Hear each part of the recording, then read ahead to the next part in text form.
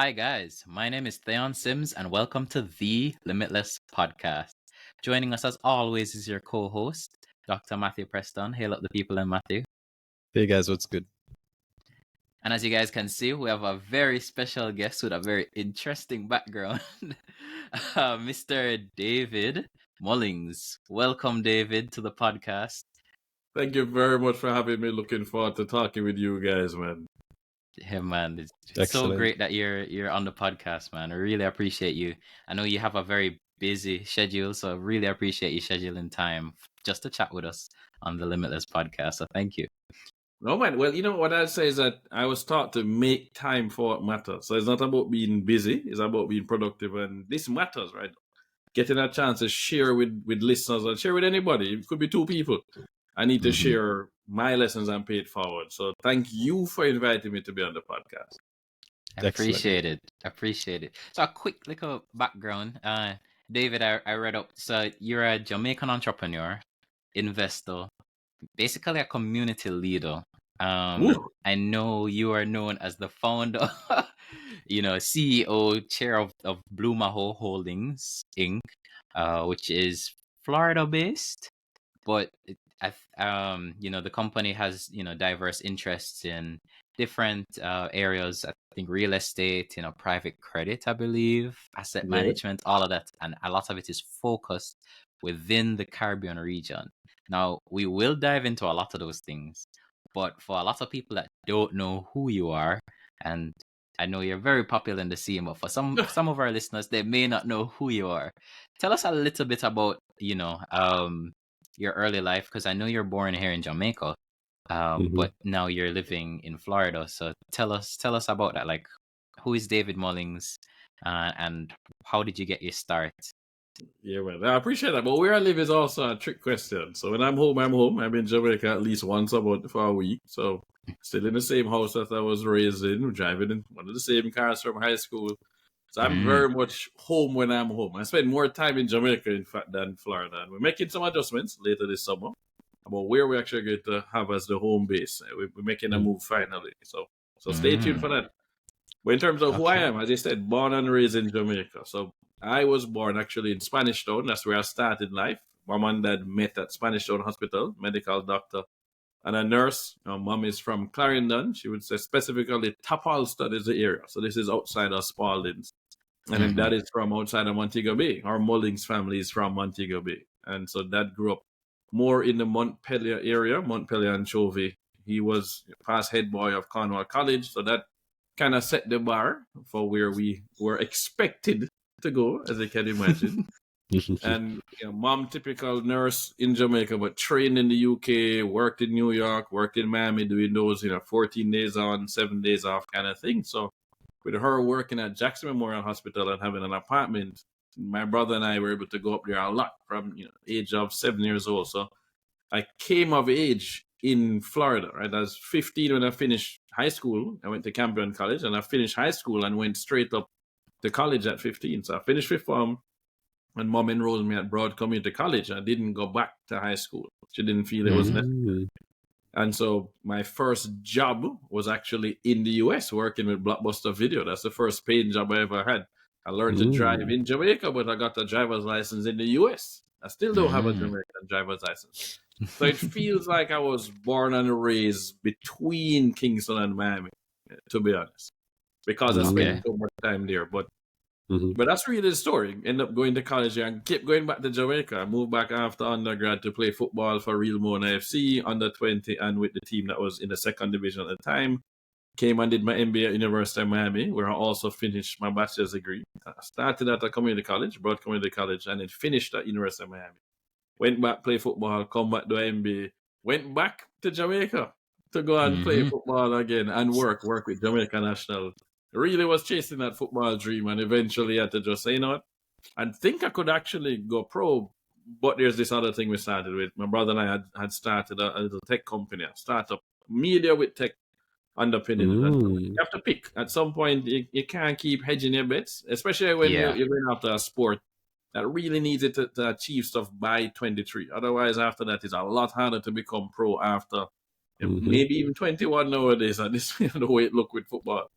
Mm-hmm. And so That's very that's the way we true. got to start though. Yeah. It's been a fun journey, and I'm excited to share the lessons along the way with as many people who want to listen to them as possible. All right. I see you have a deep love for football. You used to play for, you said, Real Mona Yeah, FC. man, Real World FC. I still am Mm. registered to play for the over 40 team. This is the Masters Wow. League. I sponsored the team last year, and I was in the Masters League. I flew down and played 4 out of 10 matches last season. So I'll be playing Nice. more games this season. Okay, Wow. no. What position did you play before? I am a striker, man. I wear 14. Thierry Henry is my guy. Wow, you're an Arsenal fan. I grew up in a Manchester United house. Manchester United house, so more power to Man U. But Oh, okay. I had been Well, following probably this for the young man. best. I was following this guy named Thierry Henry for so long, and once he broke out at 16, every team he went to, I was following. So, yes, Monaco, Juventus, Arsenal. Sorry, Dad. Sorry. I like this guy. It's my style of play. Yeah. I need to roll with this. And it so happens we end up having an invincible team not long after I was following. So, why would I Probably look helped back? you avoid a I lot know of stress. Arsenal love Jamaica. Like, boy, Arsenal really love Jamaica and our colours and represent. they do. So, They yes, really I've do. stuck with them. I watch every Man U game as well, and I feel it from my dad and my brother right now. That's how I used to feel for probably almost 20 years. So I just I can take my term laughing at them. So Okay, fair. so I go. Yeah, that's just the nature of football, to be honest. The ball is round. The ball is round. You win some, you lose some. But you Yeah. seem to be pretty good at football during your prime years, like as a I am striker. still pretty good. Let's just be clear. Oh, sorry. Let's get Right. that straight. I play on Sundays. I just played yesterday morning with my red versus blue. As a blue team, we won 4-2. I had my goal as usual. I tend to score a hat trick in 9v9 on Sundays. So, I would say I've been told I'm still pretty good. One of them yesterday was saying, man, you didn't say faster than we'd expect you to be at your age, I was like, bro, you're my age. You're my age. No matter with that.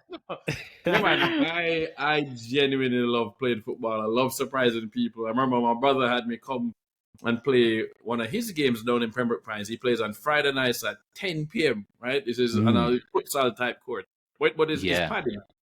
And so he gave me some bright orange shoes for go wear, some Nike shoes. I said, man, when you wear shoes like this, you better have a performance. I say, yeah, man, but you're good. So he's a goalie. And we're playing 5v5. And so the guy's asking my brother, your brother can play? He said, don't worry, man, don't worry. Just watch and you'll see. So I jump on Instagram, do a quick story and say, guys, I'm about to play my brother for the first time in years. If I don't score a hat trick tonight, I'm ashamed.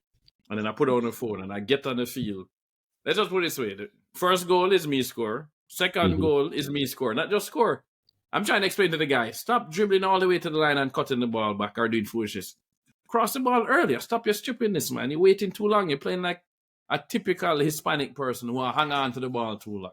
The man holds on to the ball, goes all the way to the line, and then chip it in the air back to the top of the box. And I say, oh, man. First thing that crossed my mind, yeah, man, go up and just, let me do the bicycle. Yeah. And then I did it. I just said, screw it. It's going to hurt, but I'm doing it. Went up in a man. Bam! Yeah. And I turned to watch it go in, which I shouldn't do that. I should really land on my back. I turned. And when I landed on my boom! I just landed on the shoulder up and watched it go in. Bicicleta! Right? It's 4 feet. All the other games stopped to come and look at what just happened. Man, then pick me up. I get up gingerly. Basic. Game done. We win 8-6. I had 4 goals and 2 assists, sir. Both teams coming over. Oh, man, do you drink? I was like, yeah, man, what you have? They said, we have Modelo. And they said, round of drinks on us, man. Oh, man, Robert, bring your brother by anytime you want. We want him to play with us. That's a contrast. When you're this age, I mean, the other day, we're playing red versus blue. One of the guys don't show up, so they shot one man. I'm considered a purple player. I can play on either team to balance it out. So I play blue team first. I score 3 goals for blue team. When halftime coming on, blue team supposed to hand me over. One argument to go on. The captain of blue. No, it's not fair. It's your Mullings that start the thing. It's not fair. And I said, no, I don't play that game. Ethics is ethics. I take off my blue jersey and I put on my red jersey and go on the field. I scored 4 goals for red team, sir. Because when I step on red team, them say, Mullings, if you was playing hard for blue team and I was first half, I know you're tired second half, but you better play just as hard. And I said, don't worry, I'll let the ball do the work. Just find me at the back post. You know what I can do. Wow. Done. Yeah, man. When I go out there, I'm going out there to kill. I am sorry. I am out there to kill. I'm not here to have fun. I'm here to discipline people and other team. I love that. Sounds right. Yeah, man. So how do you transition that level of, that motivation, that level of thinking, that level of killer instinct into now where, you're the head of an investment? Yeah, business, investment firm and so on. Are there any transferable skills from football to entrepreneurship? Yes. A lot of transferable skills. And I think a lot of people fail to realize that whether it's chess or something like football or basketball, I want to go with team sports, not tennis. Tennis has some stuff, but it tends not to be a team sport. Team sports force us to learn to play well with others and also teach us how to lose well, right? You cannot always win when you're an investor. It doesn't always go your way when you're running a company. And you're not always the captain of the team. Sometimes you need to know this is your role on the field, and sometimes you get benched. It's not every game you're going to play, and it's not all 90 minutes you're going to play. I think that's very important for us to learn, because a lot of us want to play the full 90 minutes, even if we're not given what is required at that point. All of us want to contribute in our way to the game, but sometimes we want to step outside of the role that the coach has asked us to play. Too many of us want to be the captain of the ship or the team. First you need to understand who is the captain. Great. Truly. What do you expect from me? What's the strategy for this game? Right? It's the same thing. I'm going into this business cycle. This environment is different from that environment. Something have to shift. And you have to be willing to step back or adjust as needed, right? You start with 4-4-2. Boy, it's not work. We have shift to 4-3-3. You need to have a team that's willing to do that. So basically, all of the people on our team have played some sort of competitive sport or chess for them to be part of our team. If you've never played a competitive sport, you're not on my team in the business world. I'm sorry. It don't work for me. I want to be able to use the sports analogies. I want you to already come in with that killer instinct and understand. Yeah, I was taught this one, right? Hard work beats talent when talent does not work hard. Hard work beats talent when talent does not work hard. And I will say, but smart work beats both of them. We are looking for people who are willing to work smart. So you guys know about football. I'm going to talk about your football intelligence, your football IQ. It's not just about the talent, your ability to curl the ball around the wall. Whoop you do, great. Yeah. You're going to get 1 or 2 chances a game for that. What you're doing off the ball, your off the ball movement actually is the most important thing in the game. Are you positioning yourself to receive a ball or to make a dummy run? Those things are football IQ, and it's very hard to teach that late in life. True. So if I can find people who already have a high IQ when it comes to the way they think about sports, and they're willing to make a sacrifice for the team to win. Sometimes you make that run, and you know you're not getting the ball, but you're pulling a defender away to create a channel for somebody to run through. And when him shoot, you don't complain, because that is what they were supposed to do. I think I've seen in the corporate world where too many people are screaming, I'm open. And they want the pass, even though they know they can actually deliver. Yeah. You have to know, say, I'm open, I'm not going to get the ball though. And you're okay with that. I think that's part of the reason we have so much internal politics in the corporate world. So I want to avoid that. I have no interest. But it also allows me to ensure that the team members understand we are not a family. Our business is not a family. I'm sorry, guys. That's not how it's run. Family is very different and treats you very differently from a business. We need to generate a profit to stay around. That's not a family. So we are a team. What does it mean to be part of the team? It means that you're specialized. We have a leadership hierarchy, and sometimes you'll be benched, sometimes you'll be traded or sold. Not part of the team anymore, just surplus to requirements. That's it. And you have to be comfortable with that. So it matters a lot to me how we tie in the sports and you transfer those skills. Yeah, that's very... I like that analogy, to be honest, because I feel the same way about football right now. Like, even, I don't know if you watch the Premier League. I guess you're still a fan of the Premier League. Name a league I don't watch. How about that? Okay, fair. Even like, all right, like Chelsea's strategy right now, because I'm a Chelsea fan. Yeah, right? I feel sorry for you. Yeah, we started out great, We started out great. We were second in the league at some point, but That was never going to last. We know that. Yeah, it was never. Yeah, you have an owner who is an arrogant American who thinks he can just pile in a ton of great players and then tell the coach what to do. Exactly. This is not the NFL. It don't work that way. Precisely. And I think even in business, I think a lot of the youngsters that are part of Chelsea don't understand that, you're being paid to do a job, right? Yeah. Like your expectations are just how can you deliver, fight for the team, XYZ. So it's the same in business. Play for that badge. Yeah. Exactly. And so when they're just like lackluster, I'm like, we bought you. You're on these wages for a particular reason. You have to deliver. It's work. Yeah. Yeah. So other teams it will work. That's all like you could have that discussion with Man U right now. I think they're worse off. Yeah, they're in the trenches right for now. The badge over there. Who? You know what?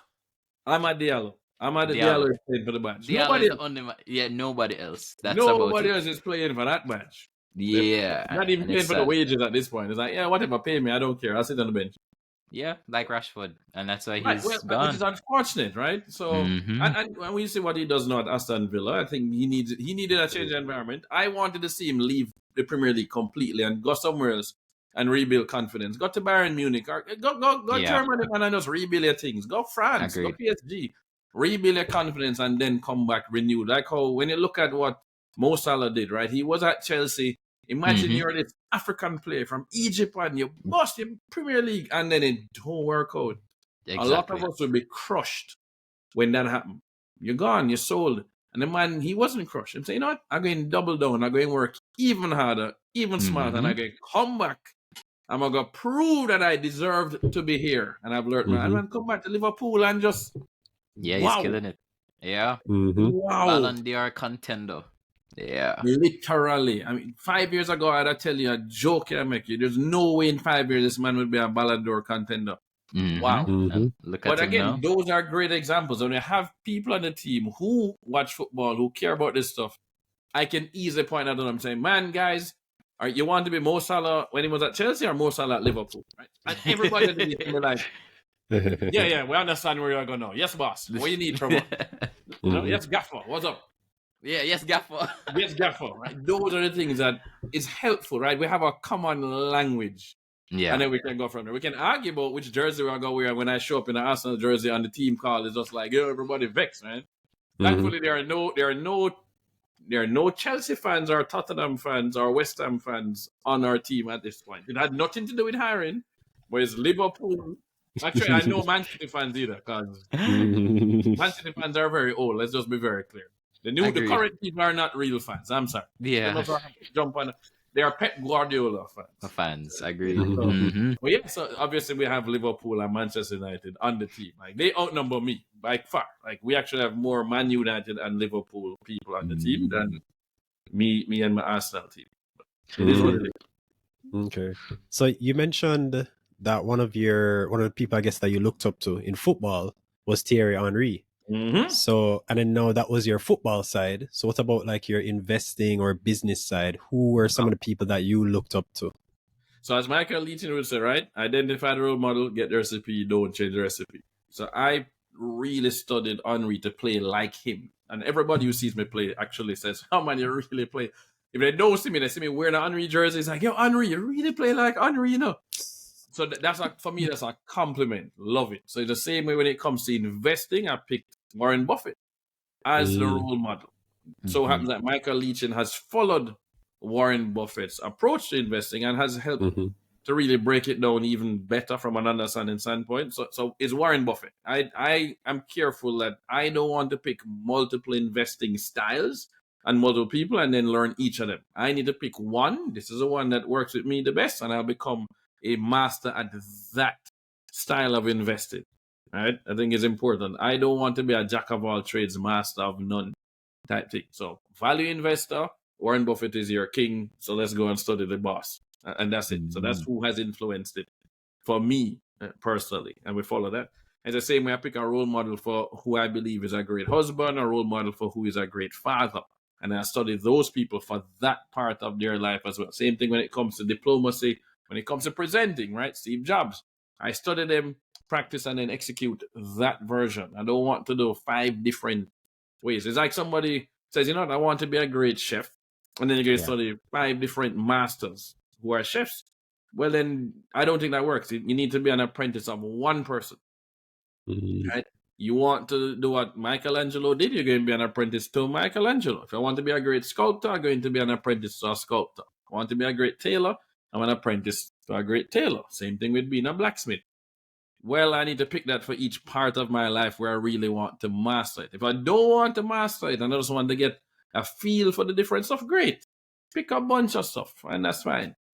At some point, though, if you decide you want to master it, it means you need to actually pick a master. Obviously, you're going to go to Star Wars. My oldest son's name is Luke. It makes sense, right? We have R2D2. Right? you have a Jedi master, never a Padawan. 1-to-1. Learn from this person, right? One at a time. You don't have 3 masters or 5 masters or 10. Pick one, and then you become great. I want to kind of focus a little bit now on like Blue Mahoe Holdings, right? Can you tell us anything about the company? Like, what is it? What motivated you to establish it? That's easy, right? So it starts with being 15 years old when I finished high school, and then I write down a 15-year plan broken into blocks of 5 years. And Dad asked me, "What do you want to be when you grow up?" I said, "Oh, that's easy, Dad. I want to be a positive role model for young people around the world, especially young males in Jamaica." The man said, "Oh man, that's not the answer we expected." What we raised you, so that means they have a plan. What is the plan? I say I have 4 options then. Number 1, I could become a lecturer at university just like you and impact students in every class every semester. I says, "Well, I'm flattered you'd be willing to follow in my footsteps, but that's not big enough impact for you. So take that off the table." What's number 2? I said, "Well, I could become a really good politician and Prime Minister of Jamaica and clean up politics and invest in education and change the trajectory of an entire country." I says, "Well, that's actually doable for you, but odds are you're going to get Mama and I shot. So you can't do that until we dead. Please take that off the table." Okay, wow. Then. So what's the last two? And I said, "Well, I could become a star football player and use that for good. Or I could become a successful businessman who then has my own money that I can invest in film and music to change the way the world sees Jamaica and the way Jamaicans see themselves." And Dad says, "Well, those are not mutually exclusive. Mom and I were supporting both of them." And then Mom says, she asked, "Who is your role model?" And I said, "Oh, Richard Branson." So at that time. So we end up buying, eventually it comes out Losing My Virginity. I get that. She gives me How to Win Friends and Influence People, Gifted Hands. And so I wrote that plan 15 to age 50, brought into blocks of 5 years, starting with where do I want to be at age 30? Right, we're going to work backwards. I knew what I wanted to do after age 50 as well. So there was going to be this gap between 30 and 50. Whoever I got married to would help me write the plan between 30 and 50, 20 years in blocks of 5 years, not as strict as the 15 to 30. So I always knew that I had to do a successful business. Now I needed to figure out what I was talented at, that I wanted to work hard at, right? Just because you have a talent don't mean you can't make money at it or want to do it. Some of us have talents that can't make no money. Let's just be honest. So let's figure out where there's an overlap, what the Japanese would call ikigai, right? What really works for us. And it came to us during the MBA program. My brother and I actually presented. We had a little pitch competition internally. One hand went up that September 2001. And they said, "Hey, can I invest $10,000?" That was the first question to our pitch. And so... What was the pitch? Wow. So we wanted to do a media company that would look like MTV or Viacom, focused on the Caribbean. So around Caribbean culture, Caribbean content. And the idea being the first thing you launch is a website. So the core of it, the core of our atom was going to be a website. And then we needed 6 protons inside or 6 electrons on the outside. But that was the idea, 6 things with the core being the website. From that website, we could build a database. You could watch videos on the web. The core of it was, let's take MTV, put it online for Caribbean music, starting with dancehall and reggae music videos. Don't wait for Sean Paul or Beanie Man or Lady Sardis to show up on BT 106 on Park or on TRL, right? Total Request Live. Let us put our content out there instead. So that was what we launched February 1st, 2002, realvibes.net at the time. And the company was called Random Media LLC. And it was called Random because when I explained to Dad, here's this First I said there's 5 things, and I stopped. I said, no, it needs to be 6. And I'd say, why? I said, because carbon is the most stable, right, element in the universe. 6 protons, 6 electrons, 6 neutrons. I said, oh man, you really are nerdy. Wow, all right. We added the 6th one was games. And then Dad said, why so random? I said, they're not random, Dad. Look at what Viacom has done. They're not random. I'm looking at a role model company. And we're just following the same things eventually. We know we need to invest in a TV station, a radio station, a magazine, a clothing line. Right? To me, it was no brainer. I said, well, I really like that name. We're going to name the company Random Media LLC. We set it up in Florida that October. And then he says, well, what are you going to name the website? And I say, I don't know yet. I need to figure out a name. He says, well, I don't know what you'd call it, but if it wasn't me, I'd call it Real Vibes, because every time you guys go to the party, you're always the Real Vibes. Wow, and we ran and bought the domain name. Yeah, man. Literally, Dad and Mom named the stuff and got us after the races, and then they were very supportive of that. So that is how we got started. We ended up, obviously, need to look at sat down with someone who is close to me, Richard Powell Jr. So Richie was at camp in the year ahead of me. His dad is my brother's godfather. My dad is his brother's godfather. So that's back then. He's now one of the godfathers of our oldest son, Luke. So he had done a successful football website called Fuxito.com, Fuxito. When he was at Harvard, took time off from Harvard, moved to Silicon Valley, raised $1 million in VC money on the cover of Inc. magazine in like 99 or 98. Just crazy stuff. I'm like, I know this guy. We went to the same school. We've grown up together. This is incredible.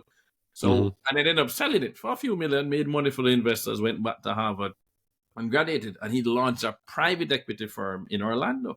So I met with him and said, hey, Richie, I need you to be the chairman of our board for our tech startup because you've been there before. You know what it takes to raise money from VCs, venture capitalists. Can you guide us? And he said, no problem. And then he invested. He wrote a check for $25,000 and said, I'll be a chairman on one condition. It is easier to raise money to buy a profitable existing business than for a startup. So you're going to do this, but you have a 99% chance of failing at Real Vibes. I needed to study private equity and investing while you're doing this. And you're going to come every 3 months and meet me in Orlando. You're going to read every single letter to investors Warren Buffett has written since 1967, and we're going to discuss them. Every book I get from my mentors are going to give you the book for you to read, and then you have to discuss the book with me. And I have to fly to Orlando every 3 months, once a quarter, to meet with him, share what we're doing, and get his updates on what's happening with his private equity fund. So that's how I got moved to know Warren Buffett from Richard Branson. Richard Branson built a media company. That's what I was trying to do. And then Richie shifted me over to the investing world instead, studying Warren Buffett. So that's where that came from. Now you say Michael Leachin come down in 2002, buys NCB. He has studied Buffett. He has not changed the recipe. Wow. Well, I am more likely to have the journey of Michael Leachin than Warren Buffett. Right? Warren Buffett, the son of a politician, born way back when. I don't have those same benefits. White guy, immigrant, big difference. So Mike is more appropriate to execute the Buffett plan. And so Mike becomes the main person I look at from the execution standpoint of the Buffett investing strategy. He did it in Canada. I can do it in the US. And that's really how we go. So when you look at Mahoe Holdings, that exists because Mike has Portland Holdings. I don't need to reinvent the wheel. He created Portland Holdings in Canada as his holding entity for all of the stuff that he does, whether it's Mandible Private Client or AIC Global, all that stuff is under there. So I created Mahoe Holdings. That's my holding entity. The family has shares in it to invest. And then our core vehicle is Mahoe Capital Inc. Right? He has NCB Financial Group. I have Mahoe Capital Inc. Mike has charged me with making sure I build an asset management business. So Mahoe Capital is our Berkshire. That's the role model company. And then we created an asset management subsidiary, Mahoe Investment Management. And then that is going to be the asset management subsidiary that looks like Blackstone, is what Mike said. When we sat down 2 years ago in Miami, he said, what is going to be your core driver of capital for you to allocate? Berkshire has Geico, an insurance company. Don't do insurance. He didn't do so well with Advantage General Insurance. And he says, I said, well, you tell me, what should I do? He says, go into the asset management. You don't have the same cost. Whether you're managing $1 million or $100 million is roughly the same expenses per year for that asset management business. It's the same staff, the same accounting, the same reporting. But your costs don't go up linear. in accordance with true. the AUM. AUM can go up and costs don't go up as much. So build an asset management business. And then he said, what if Berkshire Hathaway had owned Blackstone? And I said, aha, Blackstone before it sold its stake in BlackRock. Right? BlackRock has its name because of Blackstone. That's how BlackRock got to where it was going. And so we knew that we had to be able to build something that could do public vehicles, ETFs, mutual funds, that kind of stuff, as well as private, right? Blackstone is private equity, real estate, private credit. Only Blackstone itself is publicly traded, not the funds. BlackRock does publicly traded funds. So we are doing both. That's it. It's really that. Berkshire owns BlackRock plus Blackstone. That's the core of what we do. Okay. So that's actually that simple breakdown. No, I think it's really that simple. Yeah. Okay. No. That's very, because we are primarily investors on the JSE, and I remember I think there was an article maybe like a year or two ago, like speaking about some of your plans with the Blue Mahoe group of companies and what you guys are doing. I say that I think you guys bought a stake in KLE. KLE Group. We announced a little show, so we became the 10th largest shareholder in KLE. We explained our rationale behind that deal, and we're excited to have some more announcements drop in. But yeah, we're excited for where it is going. We are doing some things. I can't say it on here. I don't have to call the name or anything, but we have signed a letter of intent to purchase a 9.9% stake, and eventually more, majority, of a registered investment firm in Jamaica. Nice. We will buy a stake in our own firm down there and compete with some of the investment managers down there that we feel have been poor at giving them the retail market access to a broader suite of investment opportunities. And so we're excited to get that. Yes, man. You're speaking to a lot of our listeners would love to hear more about that when the time comes. We need a shake up down there. We need some disruption.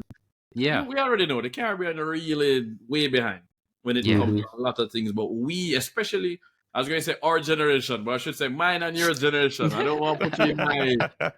I'll put that age on you, right? We, as a group collectively, from I'd say age 25 to age 50, we have access to the internet, thankfully, and we've seen the ads, we've seen the options available to people in the first world, right? In the US, in Canada, in UK, and because we have cable and we have the internet, and we're wondering, well, how come we don't have it? It don't seem that complicated. Technology, why should I have to deal with this old school developing world thinking of things? So I tired of waiting. And so I'd rather, there's one that's available for us to buy into. Let's buy into it from a private equity standpoint. Get on the board, start making some changes, get management to listen to us, and then acquire a majority stake. And let's change the way that retail investors are treated in the region. You sound like an activist 100%. Investor. Yeah, man. So unfortunately, that has to be a little bit of Carl Icahn or Bill Ahmed when you go there. Some people just now listen to. And so while on the public side, we don't want to be activist investors, sometimes you have to end up being activists, right? Warren Buffett typically is a passive investor. He wants to buy into great companies that already have great management, and then can shut his eyes and sleep sound. I would love that as well. I think all of us would love that. Unfortunately, that's not how the world works. So when he bought into American Express, they've had issues.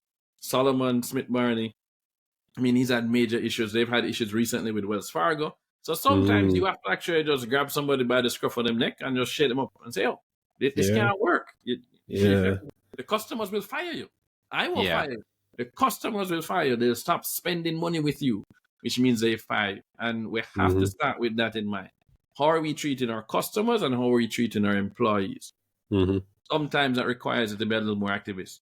In our case, though, right, we're not buying a ton of companies. And I'll give an example of why that I like it. There was a company in Jamaica, the CEO of a public company on the junior market, I can't give the name, approached me in December at an event after I spoke at an event as a keynote. I'm saying, Mr. Mullings, I want a few minutes with you. And I said, man, I soon leave. You have until the car come around and pick me up. The guy's going to the parking lot. I'm tired. I'll make it quick. I'm the CEO of this company. We want to, listed on the junior market, and we want you to buy 25% of the company and join the board.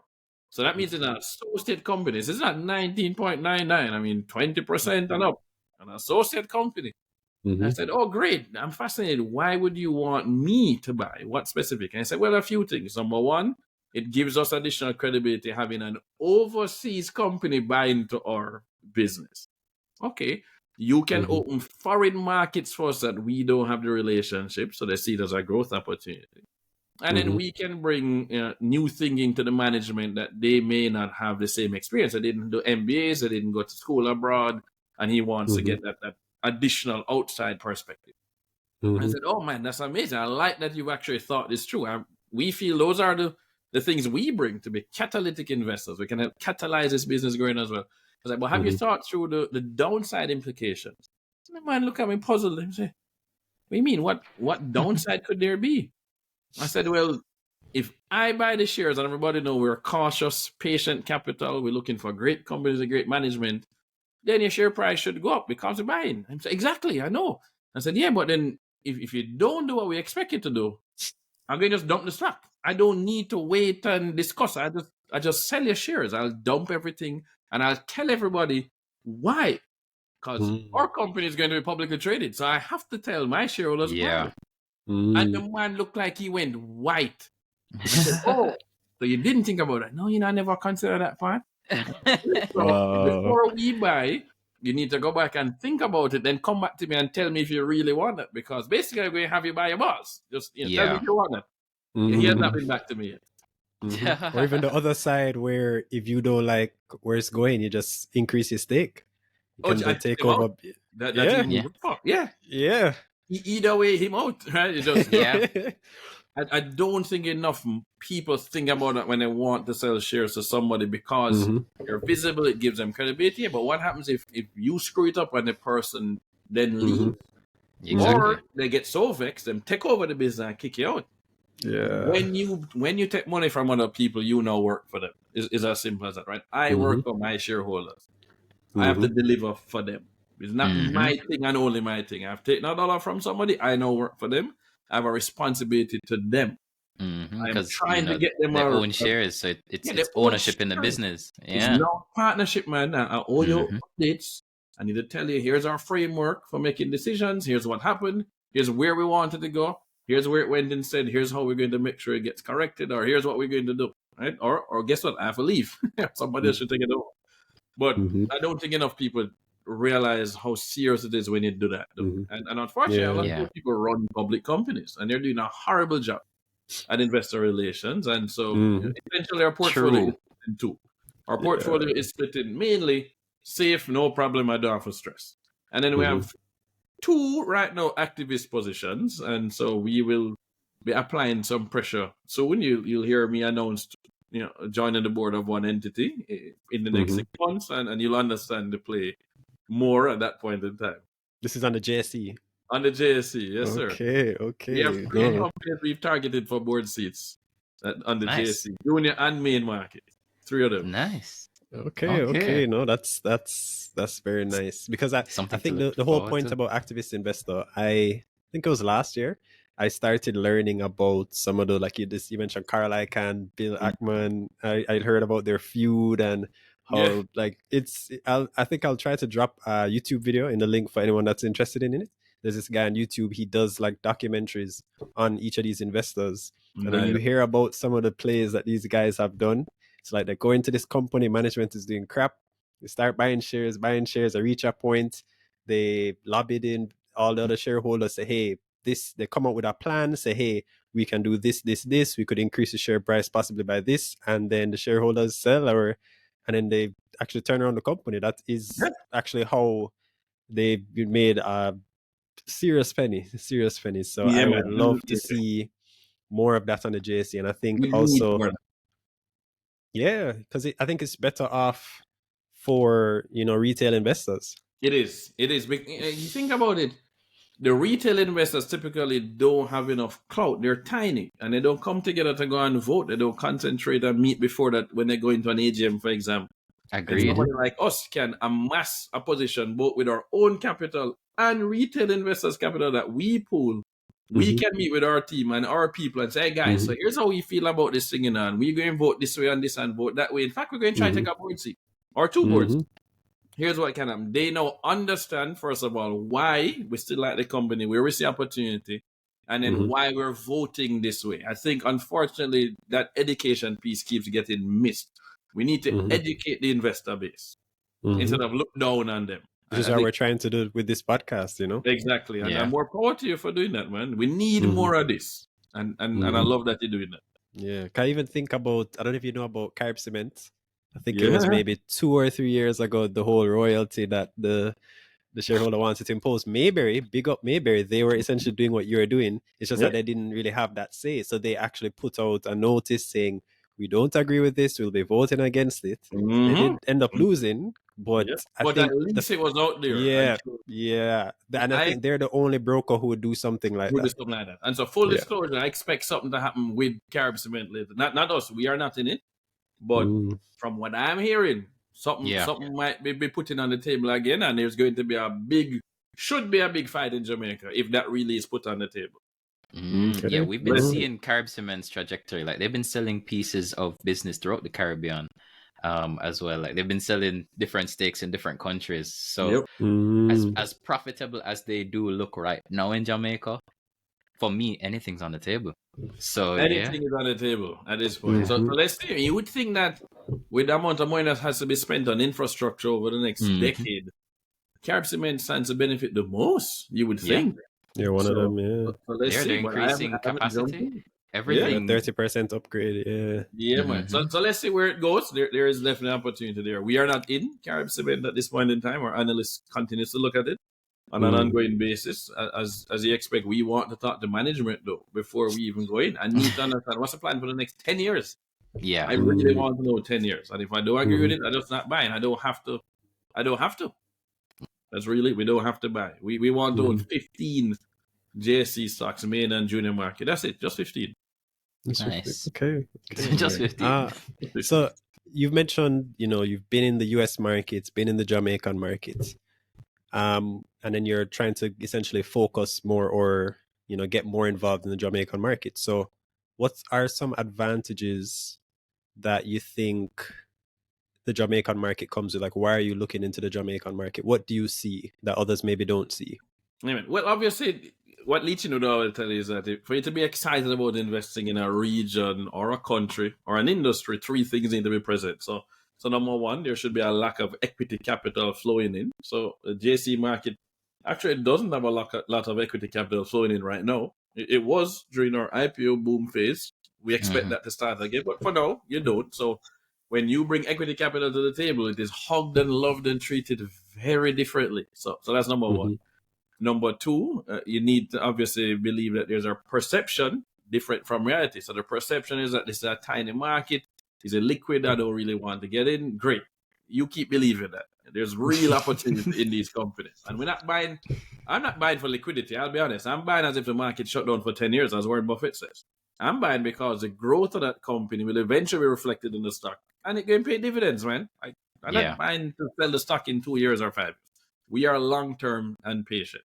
And then lastly is that inefficiencies need to be present. But there must be a willingness to improve efficiency. We don't want it to stay inefficient. Boy, Jamaica inefficient. Jeez, I'm inefficient. Yeah. Opportunity galore. I mean, we could buy into a company, convince management just to improve their customer service. Just improve customer service. And that alone would cause the business to be more profitable. Just that. You could buy into the business, don't even touch customer service and just improve IT. Let's just add some technology to it. And that alone could help reduce costs and increase the value of the business. So let's jump into a few of these, but it has to be management that's willing to do it. We have some people, especially older, the baby boomers in particular, just, you don't pay dues yet, but do they? Guys, no, you're going to get crushed. You're going to let somebody else come into the market and pull a digicel on you. That's what's going to happen. Agreed. No, I like those 3 philosophies for sure, because all of those spell opportunity. All opportunity. So the biggest advantage, of course, is Jamaica has all those 3, but the Jamaican market and the Caribbean market is small enough where you can actually get a chance to meet with management and you have a chance to actually possibly get a board seat. I can't pull it off in the US unless I have massive amounts of money. Right? I have nobody up here. Absolutely nobody. I can't move anything up here. Down there, we can buy in and it move. We can talk about it. We can present to the public. We can get to management. I know exactly where Bill Ackman recently bought into Uber. And Uber? Then, yeah, like he... Ratty chunk of Uber, but that's $200+ million. I mean, just insane amount of... And the CEO then replies to him on Twitter. Wow. Yeah. So those are the kind of moves we want to make. We want to be able to come into a market, and when we buy and talk about why we bought, people are going to start looking at the company different and say, well, are we missing something? Is this thesis? Does it make sense? Maybe we should look at this. Oh, I didn't realize this piece of the business. Or, that's what we want. That when we buy, it's like Warren Buffett. When Warren Buffett announced he bought something, the place jumped. When he said sell it, the place is like, whoa, what just happened? We want to do exactly that for the Caribbean. When we buy in, everybody say, wait, were we missing something? Or those who are already in going to say, yeah, man, me hanging on. No, I'm yeah. I love the idea. So, yes, right on that topic, you said, so I know you take a lot of your investment philosophy from, Warren Buffett. You want to be the Berkshire Hathaway of, well, not Jamaica, the Caribbean. What lessons from his playbook, Warren Buffett's playbook, do you think would work well in the Jamaican context, in the Jamaican landscape? So I would say the entire playbook works, right? The playbook of being a value investor works anywhere in the world, in any market. So it's applicable to any market, which means it works in Jamaica, right? That's the idea behind having something that is I call them the laws, right? Leachin used to talk about the principles of wealth creation. I said, hey, Mike, you need to post more stuff on social media and get people of my age group who are Black Americans to know more about you. You've only been on the cover of Black Enterprise. These people are not learning from you, and they should. And so Mike said, well, make something for me and send it to me so I can post it. So I sent him a little, when you create an infographic and it had his 5 laws of wealth creation, I renamed it from principles. I said, oh man, this is great, David, but why would you rename it to laws from principles? I've been saying principles since like 1981. Why would you think to rename it? I said, well, you've been involved in 4 different billion-dollar businesses, 4 companies worth at least $1 billion US. NCB is only one, and it's the second one, right? He had AIC before that with a mutual fund company. He had Infosys after that when he bought a significant stake in 2002. And now he has this German company in the oncology space. And I said, well, when you can do it 3 times, 4 times, it's repeatable. Well, if it's proven, it becomes a law. It's not the principle of gravity, it's the law of gravity. He's like, oh, and he replies to me on WhatsApp, oh, wow, the teacher is now the student. And I was like, oh. And that was beside me, and I showed that, and that head literally exploded. I was like, you just drop mic right there. Man, the teacher is now the student. Wow. And I was like, oh, geez. So we have fun. I talk to him once a week, right? We have great back and forth conversations, and I love it. But that's the idea. So these are laws. In my opinion, what Warren Buffett has laid out for value investors are laws of value investing, which means they work in any market, in any side. So just be disciplined and bring it to Jamaica and then say, great, how do I apply it and stick to it? You get tempted to jump into something else, but no, stick to your framework and control your emotions. Go back to the framework. Don't use emotions to make judgment. Go back to the framework. And then you might buy in, and then you get there and you have to revisit the thesis. Does this thesis still hold, right? Warren Buffett never said buy and hold and then don't sell. Buy, hold, review. And if something has changed and the thesis no longer holds, sell, because he will sell too. So there's nothing wrong with that. In Jamaica, though, it is easier to get a stock to move. Unfortunately or fortunately, depends on how you look at it, right? We can't short. So there's no shorting of stocks. I can't bet against some of this thing. Warren Buffett doesn't really short. He just sells it. And that's fine. But we definitely think that's a big advantage when you come to bring in the value investor approach. Most people are not patient. You have a young market that had 300,000 new retail investors join because of Trans-Jamaica Highway. More power to Dr. Marlene Street Forest. That's great. I love seeing such a large percentage of retail investors jumping into the market, which is where wealth is created. You need to invest to create wealth. Not safe. So hats off to them. The problem, though, is that there's a lack of financial literacy. So these people jumped in wanting to make a quick buck. So they're not true investors. They're really speculators. They want to buy into the IPO. They expect it to pop, get a 35% return and sell. And then they complain when that doesn't happen. And then they start to back out or badmouth the market. When the IPO, them in the IPO, guys, the market isn't just about IPOs. In fact, that's the least important thing is the IPOs. We are the high quality companies I can buy and hold on to and watch them grow. Exactly. So let's help to change that and that perception, right? It's not about getting rich quick. It's about actually investing for the long term. And I want to popularize dollar cost averaging. I need to get people to understand. You don't have to buy one time. Take your time and get in and smooth out those curves, man.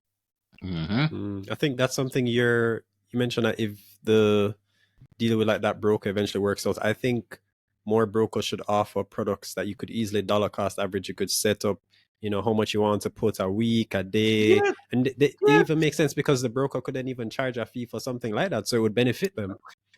To me, it would make sense if I know I have a client that said, man, I'm going to put in $1,000 Jamaican dollars every week and I'm going to set it for the next year.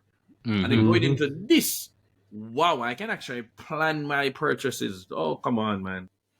And that's a technology issue. That's not even a people issue. That's technology that they can use to do that. So exactly. So let's make sure we do that. But I think the biggest part is tying in financial literacy. I don't see enough brokers actually trying to go into financial literacy. Right? When I worked at Jamaican National in charge of youth marketing, I sponsored high school football. So we sponsored Manning Cup and Doncaster Cup. I visited 110 high schools across Jamaica. And we got to talk about financial literacy, right? We have a school savings program that exists in Jamaica through Jamaica National. So I loved getting to do that and talking to young people before they're 18 years old. We should be talking to them about financial literacy, about credit cards, about money management, what is a mortgage, how it works, what does investing look like. We need to do more. Yeah, man. Oh, geez, what is inflation? Man, right, do you know that a patty did cost me X dollars in 1996 when I finished with Farmer? Look what it costs today. They need to learn about this stuff. And there's not enough of that being done. Yes, it can be expensive, but we have technology to our advantage now. So we could create an online course and then have these students get to it. And then the students that don't have access readily to internet, you should partner with Flora Digital and then put internet on the school. Like, that's crazy to me. It's crazy. We don't have that money yet, but let us go public as planned on NASDAQ, and I would definitely do something like that. I think there's a massive opportunity to having financially literate people then investing in the market and starting their own companies as well. That's great. Yeah. I'm even looking forward to I don't know if you know about a micro market. Yes, after Street Fires. Smaller. Oh, yeah. Yeah. So that's going to be very, very interesting. We have so many people hand make fashion in Jamaica. If you just give them access to a little bit more capital and a little more structure, they could really blow this up, right? My first job in the private sector in Jamaica, right? My first job in Jamaica was actually at a non-profit that was based about UA called BirdLife Jamaica. And then I moved over to work at Jamaica National, and I worked at Jane Microcredit, which became Jane Small Business Loans. So I had to go around the island and meet with their largest clients and then write a plan and then pitch the board, which was USAID, Earl Jarrett, Oliver Clark from the Gleaner, on what they needed to do over the next 5 years to grow the business. And trust me, I got some part of Jamaica I never go in my entire life. I meet some people that make me understand what hand make fashion mean. And they were getting loans at 1% per week for 40 weeks. So they have to repay this in 40 weeks. So it's a 40% loan for 40 weeks. Like some torpedo loans. That's crazy. And somehow, they will make it work. And I'm just like, if we could just lower the cost of capital for those people, what could they really do? Whether it's them have this one I make fudge stickle and them things. This one is a seamstress sewing school uniforms. I was like, man, we have some talent, Yeah. But the opportunity for capital is just not the same. I'm fortunate with where I was born and grew up, right, in Kingston 6. And thankfully I wasn't sheltered. Mom make sure I go and see people in Chapelton and Maypen, and Dad have me out in country in Mobay. Well, Mobay is not country. It's a second city. Have me out in Montpelier. That is country. And Dover is country. And seeing what these people got through and what they had to go through to get to where they are. So I have an appreciation for that. But it was really working with Jane Microcredit that made me truly understand the potential of these micro and small businesses. And if they just had the same access I had, it could be some amazing things. So you know what? Let us do that. Let us provide that access. Why not? I can get cheaper capital from the diaspora and then bring it to these very same people and help them launch a rocket ship rather than basically right now they might drive a Lada and they should be in a Porsche. So given your experience, you said with the diaspora, with maybe hedge funds, private equity, businesses abroad, what common mistakes do you find that Caribbean investors make, and how do you think that they can avoid them? So Caribbean investors making a mistake at home in the Caribbean, or Caribbean investors trying to invest in the US and making mistakes? Because different kinds of mistakes are made. True. I would say just here though, locally. All right. So locally, for me, the biggest mistake is not truly understanding the business that you're buying. Right? A lot of us only read the annual report and we're not really doing a deep dive. So I'll give an example. When I was working with one hedge fund, I remember the guy was talking to me and he said, I need to go and get some information on JCPenney and how he's doing. So me going online and I'm reading the quarterly reports and the analyst meetings and all this stuff. And then we go get the audio of the actual analyst call. And say, good, but you need to do more. And I said, what more you think I can do? I mean, this is everything that's publicly available. It's like, well, when I was working for a hedge fund back in the 70s and the 80s and I had to go and learn about Sears, I went to 10 Sears stores and spoke to sales floor staff. I spoke to store managers to ask, so how is business going? What are customers saying? And I was just like, underground research. Go on the ground, right? Go, which is actually what Toyota says. Like, you need to go out into the market. You can't learn about the market from your desk. Go out to the market. So imagine me sitting down in a supermarket in Jamaica, and I went to a few of them. And I just spent 3 hours in each supermarket over a week. 5 supermarkets, 5 days, 3 hours. And I want to look at peak. This is after 5 o'clock when everybody leave work and stop to go shop now, right? High peak, it's peak period. And I can now go and look, high traffic. What's in their basket? What are they buying? Okay. Who makes these brands that they're buying so much of? Okay, is that company publicly traded? Can I get information on that company? Let me ask one or two people, why you buy that brand? Why is that cheese bread you buy or that spice bun instead of that one over here?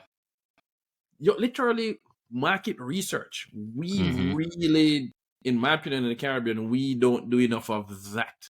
It's almost like we feel, say, nah, man, we don't need for them things. I go Google.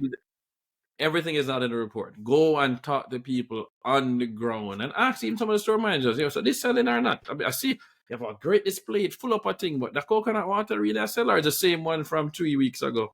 And it's about to spoil. And you can, and that's not insider information, it's just non-public. But you made the effort to go and do the research. We don't do enough research to understand the business. We end up believing hype too much. Because the profit is in the information asymmetry. That's where the profit lies. Asymmetry is key when you invest in. Come on, we know this. Yeah, I did the same thing because even this morning, so we did an episode on Regency Petroleum, and they opened up a new station off Spanish Town Road, and I was driving on it early this morning. I was running a bit late, so I didn't actually stop by. But tomorrow morning, that is where I'm heading. Think about it. We own Knutsford Express. I've been taking Knutsford from it launched. Right? I'm a regular user of Knutsford. I told them about, hey, you should have a loyalty program here, and they launched a loyalty program. I take Knutsford every chance I get, and I talk to people. Why are you taking it? Oh, where are you from? Oh, you're from the diaspora. You heard about. And I keep getting feedback. I talk to the drivers. I want to understand. So what would you change if you could do something? If you were in charge? If you could wave a magic wand? So they're giving me some ideas as well. And maybe they feel they can't get the management. They don't know who I am, though. They just know me as a customer. I get them back to management and say, hey, sir, we talked to some of your driver them and them did recommend this thing here so at your stop in a Jacksall. Great. I am going to use the product. So I can then provide feedback. Right? I think too many of us buy something and we actually don't use the product, whether it's a service. And I think that if more people actually if more management had used their own products or services, that alone would give them insight into what need to fix. You'd realize Yeah. how inefficient the thing is, man. Yeah, very, very true. Very, very true. So wait, say you must take your own medicine, eat your own cooking. Need more of Practice that. what you preach, all of that. Practice Yeah, what you man. preach, man, please. All of that. Yeah. So I mean, go ahead, Preston. You go. You kind of hinted at some stuff, but this is like a question that we ask like every guest. We like to get into, we're focused on a JSE, so we like to say, okay, what are some companies that you like on the JSE and why? I love that. I can't talk now because our portfolio is going to be public in a few months. So we are listing something on the JSE. We're going to actually list. So I work for a hedge fund called Left Brain Capital, and we had the Left Brain Capital Appreciation Fund. No more than 30 U.S. securities were in that fund. And so we are creating Blue Mahoe Capital Appreciation Limited in Jamaica, which owns 15 local securities and 15 global securities. And we're putting that together as a partnership, and then we're listing that on the stock exchange in Jamaica. So we will reveal what we've been invested in since February 2020. And you can judge us for the performance. And not sugarcoated. Here's where it went. We bought this one at this price. Here's where it is today. This one at this price. Here's where it is. So we get to, for the first time, reveal our public portfolio because we're bringing capital into the entity itself. And then it's going to be very public what we own. So no surprise. Nobody's going to be surprised that we own NCB Financial Group. We think is extremely undervalued. When you look at how it's trading versus price to book values, it's just utterly stupid to me.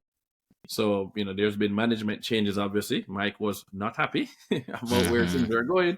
Yeah. I wasn't happy about where things were going either. So we think there's a lot of opportunity there with financial services. As economies grow, financial services grows 2 to 3 times faster. So there's a big opportunity there. They are big, but I think they could be more nimble. So I see changes coming, and I like the direction. But it's undervalued without question. So we definitely love NCB. We own shares, I just said already. We have Knutsford Express. So Knutsford is one that we really like. Even through COVID, their package delivery business continued to grow. So you think about it as a plane that has cargo, and then you put some passengers on top. The plane makes the profits actually from cargo. The people are a bonus, really. And so the people pay for fuel. The profits really come from cargo. We think of Knutsford Express the exact same way. So if COVID comes again, I'm not worried. We don't need passengers for Knutsford to make money. And they obviously have a moat. I mean, the last time we had a competitor, they just bought them. So we like those 800-pound gorillas that are well run. So that's our number 2. And then number 3 for me would be Grace Kennedy. And we really like GK. It is 2 companies, right? It's financial services. For now, exactly. For now. I like where you went with that one. The page out CEO, Don Webby. Don is sick, but he has passed the baton again. We're very excited. GK is in 55 countries. A lot of people don't realize how big Grace Kennedy is. They are about 1.7 billion US in revenue now. They want to get to 3 billion and then cross list either in London or in the US. We would have been listed on NASDAQ by then. We can help them understand the listing process in the United States. So we think we can be additive to that from that standpoint. But they have a foothold now in Africa through Ghana. They can expand that. There's similar cultures. So I definitely think there's a lot more that can translate to the African market for Grace. It's not just a diaspora market of US, Canada, UK. Obviously, they have parties that are in Walmart.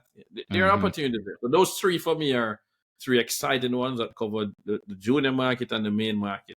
The last one I would say that we really like that is close to me is Lab with Kimala Bennett. I've known Kimala from Real I was just reading on Lab yesterday. Yeah, man. So Lab for me and where they're going. They had some issues with scope. And so fine, I think there's an opportunity to turn that around with the influencer side of things, but they've stopped the hemorrhaging, which is important, right?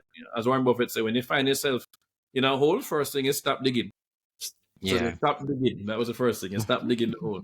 They can fix it later, but they've shifted even more towards content creation, right? Owning intellectual property. Let's go and make films, TV shows, documentaries. So we think that's a massive upside to that, which doesn't cost a lot for them because they already own the equipment, the lights, the sound equipment. So Kimala is a trained director, right? This is somebody that has worked with some of the biggest names in the world on the music video and film side. So she's the right person to lead that. Obviously, my first love is film and then music. I want us to change the way the world sees our content. So it makes sense we would want to buy into something like that and then work with Kimala in whatever way we can to help her scale that. So we're excited to announce some things later in the year with different entities on that film and music side. But lab for me is a big opportunity.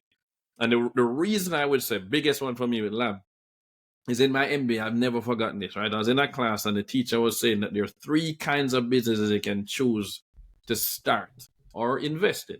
And he said, the first kind of business is a business that does what we call perishable goods. So we say, yeah, man, you go grow some apples or oranges, or you have some, in our case, mangoes. You get them in the market, they don't sell, they spoil. You lose all your money. You can't get back a single dollar. Perishable goods. He also put airline seats and hotel rooms in perishable goods. When the plane take off, you can't sell that airline seat again. When the night crosses over, you cannot sell that hotel room again. It's gone. It's perishable. And he said, the next best kind of business you can invest in is a business that makes durable goods. I can design the t-shirt, print it, I try to sell it for 25 US, don't sell. I mark it down to 20, to 18, to 15. Eventually, I can at least recoup the cost of the t-shirt. And I can put that money back into another one and try and sell that product. At least you can get back what they put in. So durable goods are better than perishable goods. But the best kind of business is a business that owns IP, intellectual property, life of the creator plus 70 plus years. And so me jump up in the class, oh, you mean like Disney? And he says, oh, no. Disney is the best kind of company because they have all 3. They create Mickey Mouse, they own intellectual property. They put Mickey on a t-shirt and Disney sells a t-shirt. Then they go and create perishable goods. They go and create a cruise line, they create hotels, they create theme parks. They make money from all 3 buckets. Best kind of business. So for me, it really starts with what owns intellectual property. Great. We can figure out how to then make money from the IP later, but own IP. Then the next best is durable goods. So that's where someone like a Grace Kennedy would come in. Then the next best one is perishable goods. That's ultimately like a Nuts with Express, right? The bus gone, we can't resell that space or that seat. So we are in all 3. Obviously, you can tell which one I like the most then, based on the bucket I've been taught to look at. Yeah. 100%. Yeah. I even was thinking about with lab. Yeah. I know that they made some content recently, and they're just recently going to work on licensing it. If you look at some of the things like Netflix, HBO Max, whatever, if one of their movies, or shows does really well, they could just make like a huge. Even look at something like Bob Marley. Right, but you look at like Paranormal Activity, right? Bob Marley costs a lot of money to make, right? That still is almost $100 million. Right, made over $100 million. That's still a $10 million-ish budget or more. So there was a chunk of money that had to go in, and that's a big name already. When you look at like a Paranormal Activity or a Blair Witch Project, right? We're talking sub 50,000 US budgets that generate 5 million, 10 million, 20 million. That's huge. I mean, you could spend 50K and make $1 million off a horror show and still bid. So we have to be honest about that. So we actually own a film company in Jamaica. We don't talk about it at all. Under the Real Vibes Entertainment vehicle, we still own it under Blue Mahoe, 100%. And we're excited. We have a deal here with an entity for distribution. We got the first podcast out to them last year that we're working with. We own 20% of that company in Jamaica. But most importantly, I'll give you an example. So right now, I just on the call today, Sugar Dumpling is a new movie that's coming out with Oliver, right? From Oliver at Large. He's starring in that. And it's more about Alzheimer's and this kind of stuff. They're going to be premiering February 21st, I believe, or February 23rd at Hope Gardens. They did a big event. We are a sponsor. We are supporting that, right? We put in 1/3 of the budget last September for Roots Rock Reggae Souls, which is a one-off documentary about Jamaica's obsession with souls music. That's another one. So last November, I got to sit down with Ted Sarandos, right, co-founder of Netflix, and have a real discussion about what would it take for me to bring Caribbean content to Netflix. And I got to sit with him. I don't know how many Jamaicans or Caribbean people have gotten to sit with somebody like Ted Sarandos at Netflix at that level. Yeah. But we just made one phone call, and we were able to sit down, and I can sit down with him in Miami for that. So that's the kind of stuff that we know we bring to the table as a catalytic investor. There are doors that we can open. And if I can open them, I can reach out to Mike, and Mike can open them, right? Between the four of us. And then now I have Robert F. Smith. So we got 3 of us. Between the 3 of us, we can get to whoever we need to get to. Imagine having us as a patient investor in our company and say, man, we like where you're going. What do you need from us? Who do you need to get to? Oh, you want to get to Target to get our product in there? You want to get to Walmart? Who do you need to get to? Let me dive into the Rolodex and make a call and set up the meeting. Okay. That's what we want to do for the companies that we invest in. We are additive to those companies. Strategic investor. Strategic for investor. growth. I love saying we're catalytic investors, man. We're here. Boom. Let's take off. So do you think that you guys might be listing on the JSE this year? Do you have any timelines? Do I think we will list on the JSE? Yeah. Well, all right. So remember, we have two entities that will list on the JSE. So we have Blue Mahoe Capital Appreciation will list, and then we're going that's to the have fund. Right, that's the fund, That's and then we have a property fund that's also going to list. I think a lot of other investors or potential investors get to learn from this, and they're going to say, "Oh, we can do this too. I never know. Let me research. Right, let's inspire more people. That's a good thing, right? Smarter investors is a good thing for the market, and it's a good thing for me. So I love seeing that. Let's uplift as many people as possible.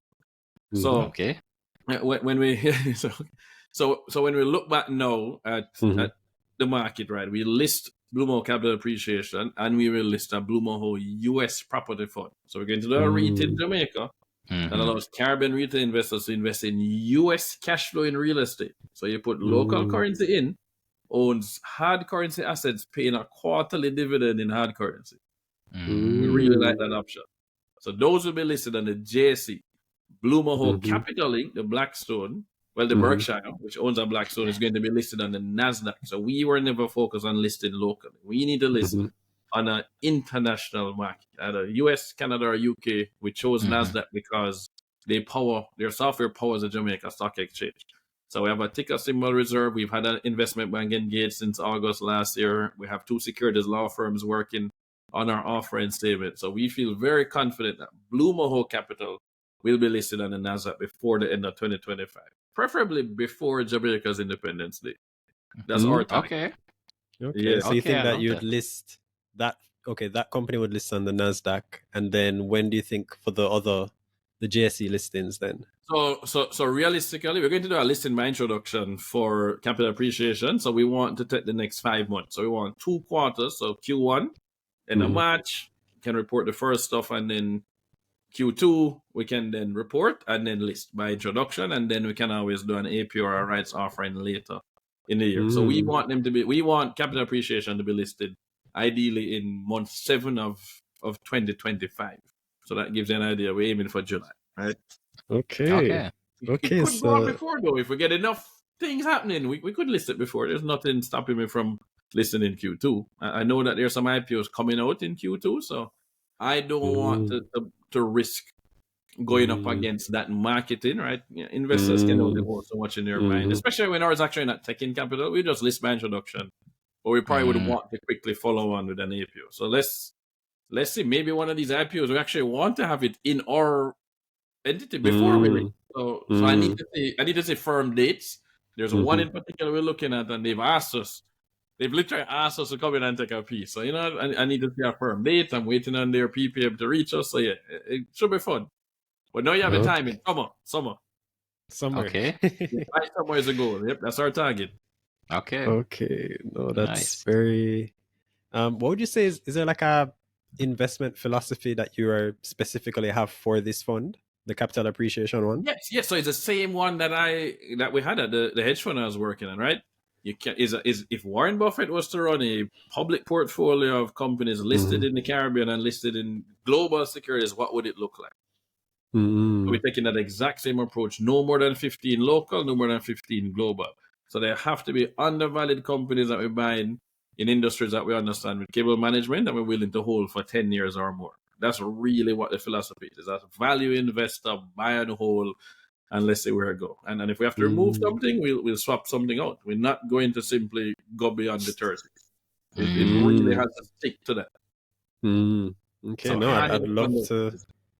I'd love to see how, because if you look at the JSE in terms of like some of the fund companies, that'd be like a QWI.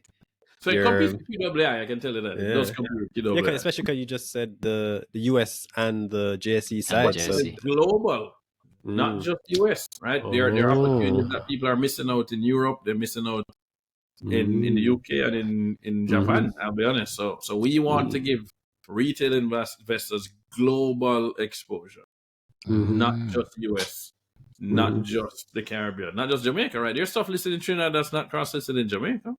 True. Yet you at this point, why everything in Trinidad need to just come over at this point. Yeah, that's what they want. That's what they want. Hey, if I owned the Jamaica Stock Exchange, I would have bought Trinidad and Tobago Stock Exchange. I'd buy the Barbados Stock Exchange. I'd buy the Bahamas Stock Exchange. I would just do a roll up like what the NYSE did, man. I would be the exchange in the Caribbean to rule them all. Yeah. I would literally go for that. Yeah, and it's actually funny that the Trinidad Stock Exchange, I think right now technically has like a higher market cap than the JSE, but yet all of the Trinity companies want to cross list over here because they know liquidity, that's where it's at. Liquidity is a big thing. We are the ones that are, which is great because it used to be reversed, right? Trinidad was coming and buying up Jamaica and looking down on us. We essentially were the sick man of the Caribbean, right? You had a sick man of Europe, Jamaica was a sick man of the Caribbean, and now Trinidad is importing oil from Jamaica. Yeah.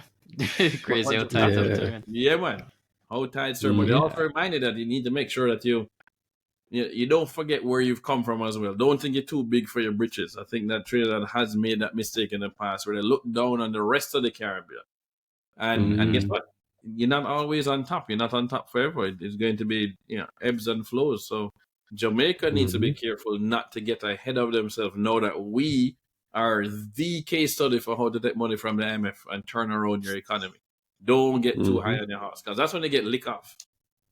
Yeah.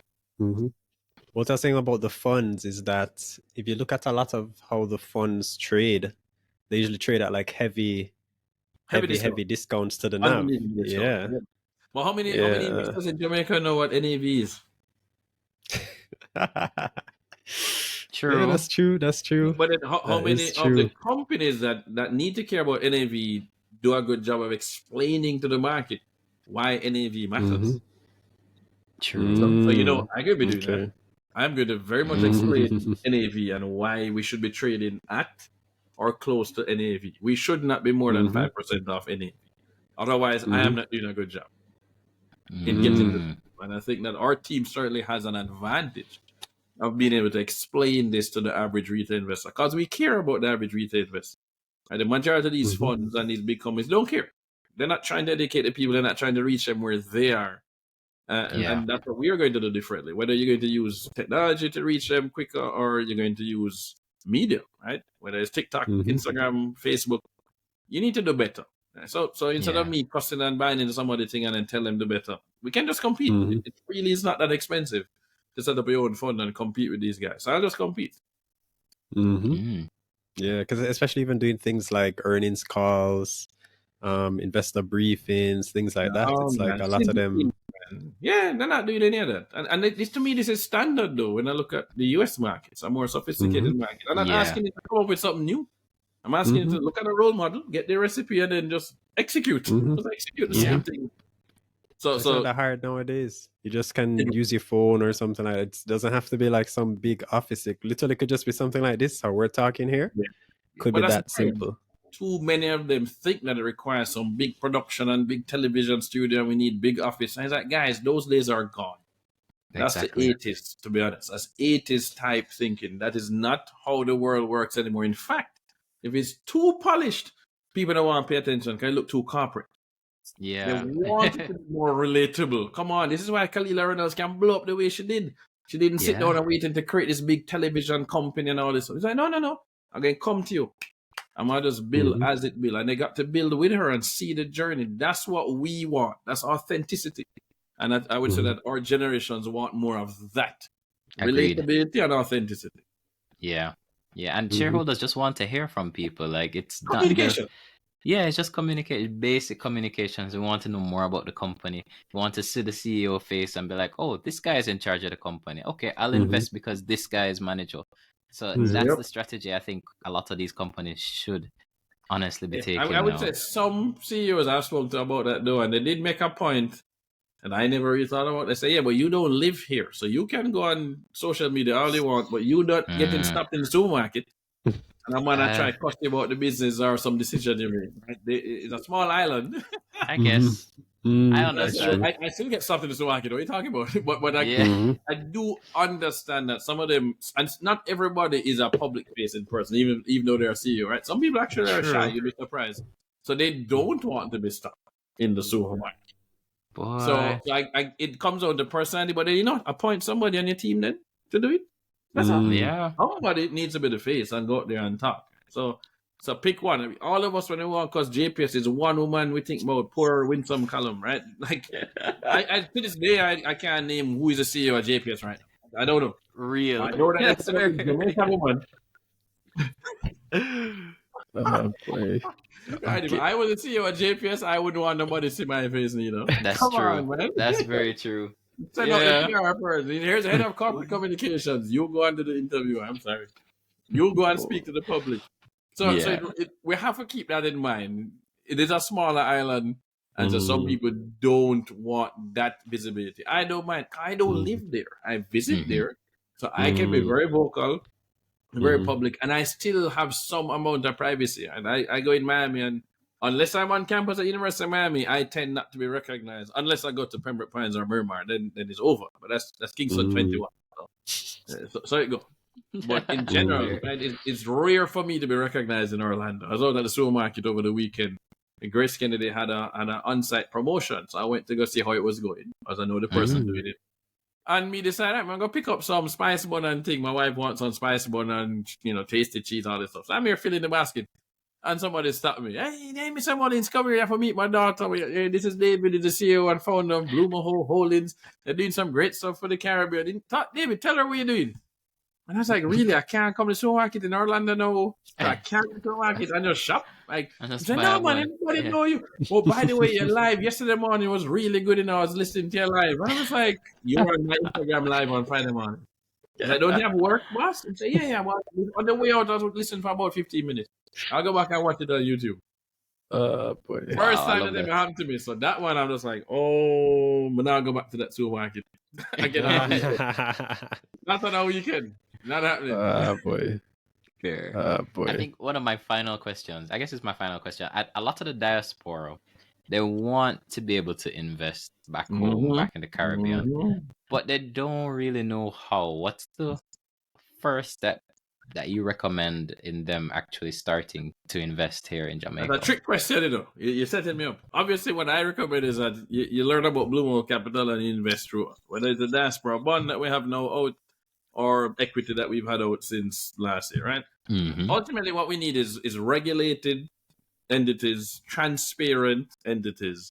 And then, in my opinion, you really want something that ultimately is liquid. So, yes, you can set up your own investment account in Jamaica. So you go on the Jamaica Stock Exchange website, you see the different brokers listed, you reach out to one, and then you open your account there. Personally, I would recommend that you go to NCB Capital Markets for obvious reasons. But pick whichever one works for you, right? You might just like them color scheme. Fine, talk to them. But that means you need to know what you are buying, right? Don't just let them tell you what to buy. So that means you need to take some time to study the market, to understand what is listed, who are these companies, and who runs them. If you don't have time to do a few hours a week to study the companies and understand them before you buy, you should not be picking individual stocks. You just shouldn't. Even if they were in America, you shouldn't do that.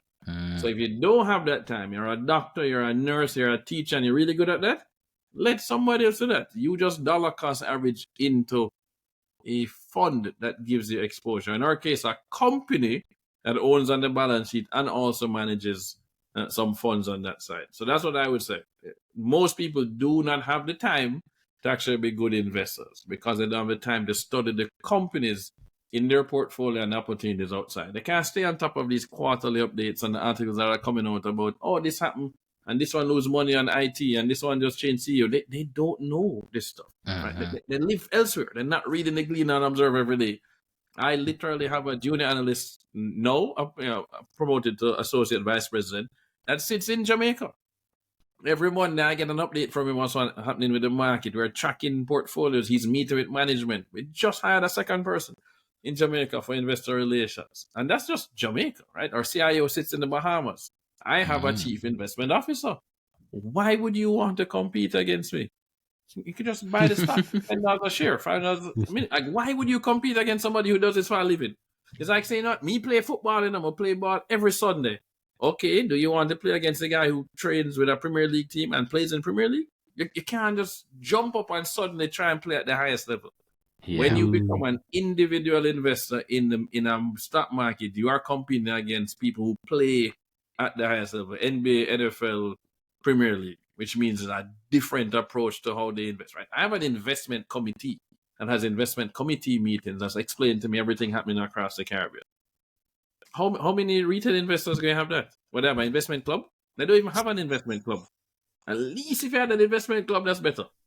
If you don't have that, just dollar cost average into either companies you know and understand. So you buy Grace direct sauce, maybe you should then buy Grace and get some dividends back for the money you paid them, right? Or dollar cost average into a fund like Mahoe Capital Appreciation, or just buy our stock and benefit from everything we do. Okay, wow. Well, I love that. The shameless plug. Can't wait to see it actually list. Yeah, we have to talk about our things, right? Have to. You work can't hard. wait for somebody else to talk about how good you are. You have to the things. I believe well, guys. Right? Yes, 100%. You should. And guys, if you want to hear more from David, if you have any questions from him, just leave them in the comments below. Like this video, subscribe. David, thank you so much for joining us on the podcast. We really and truly appreciate it. Thank you both of you guys for inviting me, and I will respond to every single question that is asked under the video. Okay. Awesome. All right. Thank you guys. Limitless out. Peace.